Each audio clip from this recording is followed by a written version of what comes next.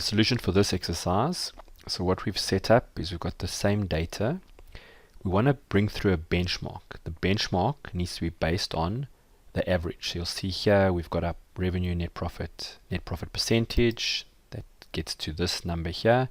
This total here is currently dividing that by that to give us a number.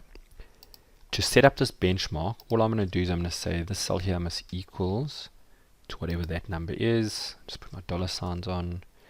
I can now copy it down.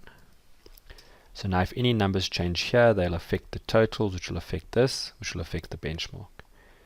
Then setting up the actual chart is very simple. Insert, set up the chart. Choose one of them, say change series chart type.